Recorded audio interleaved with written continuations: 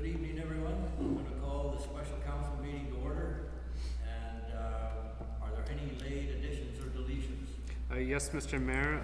Late item being added is item 6.1, Cannabis Regulation Bylaw 2020-009, second reading. Thank you. No other late additions or deletions.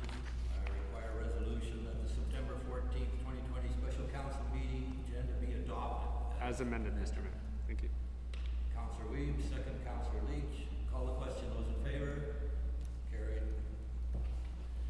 Being no delegations, adoption. Go to 4.1. I need someone to move that the August 19th, 2020 special council meeting minutes be adopted as presented. Who will move?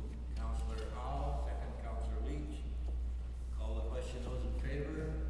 Carried. There being no rise in report. Item 6.1, Cannabis Regulation Bylaw 2020-009, second reading. Report from staff.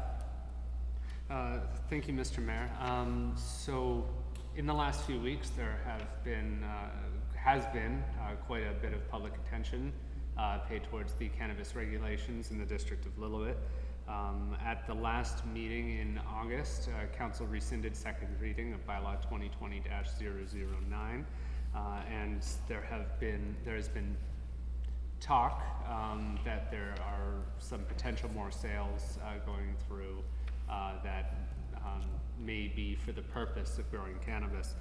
So this is just one option for council to consider, whether to direct staff to bring the bylaw back this evening for consideration at second reading, to schedule a public hearing for the October 5th meeting, as well as third and adoption, bringing into force that bylaw, and then considering site-specific zoning for each additional property that wishes to undertake a cannabis operation on non-ALR land within the district. So this is just asking if council would like us to bring that forward this evening, or if they want us to stick to our current 3-month timeline, during which that time anyone could establish a cannabis operation on farmland without any permits or process. Thank you. Any comments, questions from council? Councillor Weeb. Through the mayor, when you say site-specific bylaw, you mean that anybody who is purchasing right now, it would be included in or excluded, or? Thank you, Mr. Mayor. So a site-specific zoning is like an addition or an addendum to a zone. So you could have an agricultural zone with a site-specific provision on it to allow for the growing of cannabis, much as you could have a residential zone with a site-specific provision on it for an industrial use. It's basically creating a new zone just for the growing of cannabis. So in order to, if this bylaw were to pass, this 2020-009, then anyone wanting to undertake a cannabis operation would have to apply for a zoning amendment to either a cannabis production zone or a site-specific zone, whichever one makes more sense, and we'll take a look at that going forward. So it doesn't shut the door completely then? It doesn't shut the door completely, but it is an application process that has a full public engagement opportunity built into it. Right. Councillor Howe?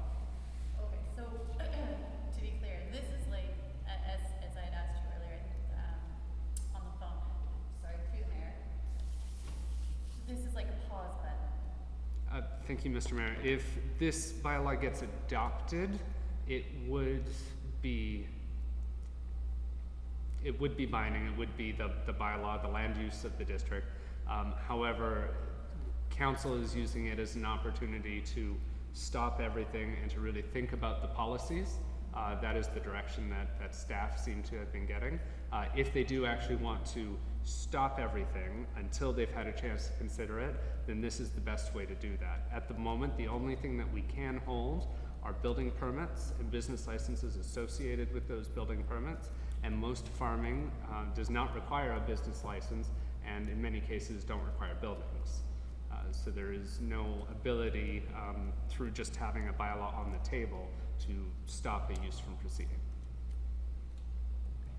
Thank you. Counselor Hall? Through the mayor.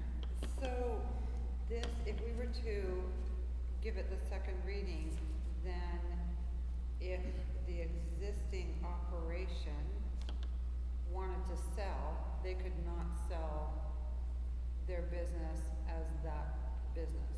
It would be legal non-conforming, so they couldn't sell to me.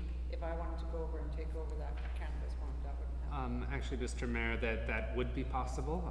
The zoning bylaw only speaks to the use on the land, not the ownership of the business of the use on the land.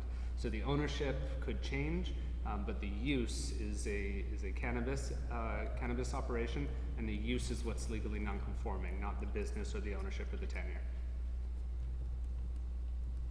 Okay, I'd still like. So all cannabis operations that are farming and processing currently in place up to the point of adoption, the midnight that night, can continue to operate indefinitely as legally non-conforming, and ownership changes don't matter as long as they're still doing Even if we cannabis. accept this new bylaw, Correct. okay? It's only once it's adopted, if it's adopted by council in its present form, starting the day after that adoption, any new cannabis operations would require an application for rezoning, whether it be site-specific or to new cannabis zone, which staff will bring forward as an application comes forward. But the existing operations right now will continue as they do up to the date of adoption. So yeah, even in the intervening days between theoretically today and October 5th, someone can go and buy up all that land and start a cannabis operation. If they can do it that quickly, good luck, without going through these extra processes. Okay. Counselor Leach? Through the mayor, so for the existing ones that are in operation, this would limit their potential expansion as well, correct? Thank you, Mr. Mayor. This would limit the expansion to other properties. It wouldn't limit the expansion within the property they're already on because the use does encompass the property. Okay. Thank you. Counselor Howell? Thank you. So this would, when we say cannabis operations, we mean everything from growing to processing to the full, okay, fantastic. And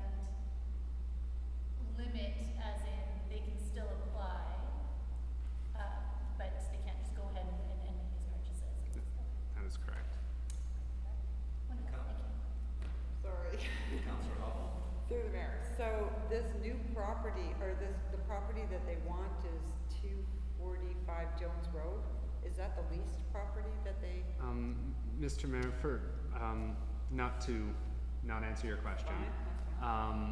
This item is about whether to bring the bylaw forward this evening, which is where a lot of this discussion should be happening, mostly because this was brought as a late item and it might be better if it happens in the public. Also, with respect to the question that Councillor Hoffel just asked, this bylaw is speaking to all of the agricultural land in the district, not an individual operation or business. However, knowing that there is an operating business at 1199 Whitney Road at the moment, that one will enjoy legal non-conforming status under the Local Government Act on the property that it currently sits. They do plan on having an operation on another lot. That lot is within the ALR and will not be affected by the majority of this bylaw. There are other issues within the ALR that they will have to solve, but that is something for ALR staff to deal with. I guess I'm still confused at the legal non-conforming then. Why are they legal non-conforming if they're on that existing land? Why are they legal? Because at the moment, cannabis operations, Mr. Mayor, within the agricultural zone is a permitted use. So if you establish something legally and then the rules change around land use, then you are allowed to continue that use until it stops. Until it stops for a period of 6 months or longer. And that does not include operations that are seasonal in nature. So if it's an operation that only operates for 6 months of the year, then they basically have to take a whole year off before they lose their non-conforming status. Okay, and that still does not change That does not change it's like if you had a house on a commercial zone, Yeah. it is legally non-conforming. However, you can sell that house over and over again. The only time it would lose it is if you demolished the house or if the house burned down more than 75% above the foundation. We have a few of those in our community now. Yeah. We do. Illegal non-conforming Right, and the banks houses on will the not, commercial the nature. banks will not Yeah, finance it. and it's not unusual and it's not strange. It is an appropriate legal mechanism to ensure that existing uses can continue. Councilor Leach? And just for clarification purposes, we're treating cannabis and industrial hemp as the same in this? Thank you, Mr. Mayor. Well, industrial hemp and cannabis are classified differently at the federal and provincial level. From a land use perspective, there isn't a huge difference. They are both crops that have the potential to generate odor and nuisance. While acceptable on farmlands, we need to be cognizant of that around other uses. So for the purpose of this bylaw, staff are suggesting the council leave the definition of cannabis for simplicity rather than splitting them out. Councilor Hoffman? Through the mayor, and there is no way that we can just put a freeze on, because not all of them need licenses and not all of them need whatever. There's no way we can do a freeze for, Any No, more no, Mr. properties? Mayor. Once land use is established in the zoning bylaw, you do not need any additional approvals from a council in order to establish that use. That is what the zoning bylaw is for. So that would be like saying someone bought a residential property, but you need permission from council before you can build a house on it. It's already been put in there as a use. What we're suggesting is taking that use out as a permitted use in the agricultural zone, and then those who wish to put that use back in have to apply on an individual basis through the zoning application. and can't council just for a 3-month term do any motion to just say freeze on, no? This is the mechanism to do it. It's to stop it by bylaw, and over the next 3 months, they can apply. And if council over 3 months, 4 months, 5 months decides, you know what, every application that's come forward is reasonable, why don't we loosen it up a bit? Then we'll bring back an amendment that's a little bit looser. Again, by way of hyperbole, that would be like council saying, okay, there's a freeze on all single-family dwellings in the district on all bare land, just on a whim by motion, and that would absolutely, it's not legal and wouldn't stand up to challenge. It's the same thing, you just have to narrow the scope a bit. Just trying to find a loophole. Councilor Howe? Through the mayor. So I understand this correctly, the land will still be zoned for agricultural use. It's the type of use that will be, that the bylaw is built around, is that correct? Mr. Mayor, again, a lot of these questions are questions that we should discuss during the actual bylaw. However, yes, this is removing that use from the agricultural zone, which is cannabis operations, that is being taken out, except where lots are in the agricultural land reserve. It would be like taking out detached garage from the residential zone, in which case everyone would have to apply for a rezoning amendment to add that back in. If I can remind council, this is specifically just a resolution to take this and put it on our regular agenda that's coming up. It's not approving it as yet. We still have to discuss it in our regular agenda if this council accepts to move it to there. That's all this resolution is. And then we discuss it there and make the determination whether we agree with staff that we will enact this or we won't. Is that clear? So this is just to move it to the regular agenda. Councilor Louis? Through the mayor, so would we be doing first and second reading tonight?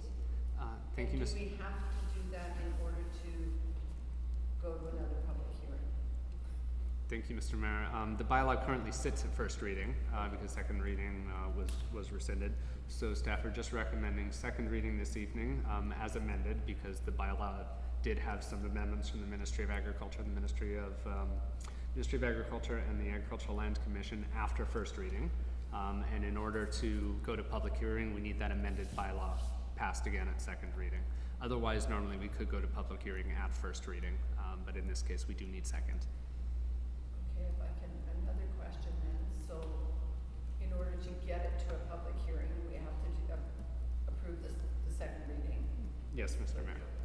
and then at public hearing or shortly thereafter, we do the approval process or not approval process, is that?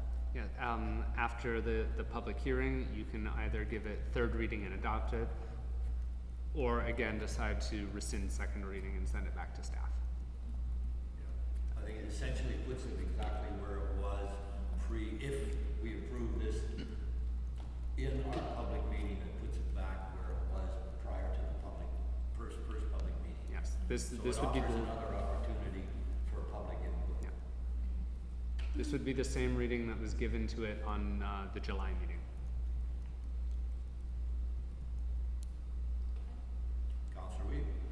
Through the mayor, this is probably a totally inappropriate question, but is there some way, if it gets to the public hearing process, that we can deal with just that? I found it very confusing at the last public hearing because we were dealing with something that we had nothing to do with all at the same time, right? That there was people here True. in regards to the one on the ALR, and then there was people here about the other, and that was basically why I just kind of like, okay, I have no clue what's going on. Yes, Mr. Mayor. During a public hearing, matters are supposed to be restricted, or comments are supposed to be restricted to the matters contained in the bylaw. It is sometimes difficult to determine what matters are contained in the bylaw until they're halfway through what they're saying, and that is just the nature of a public hearing.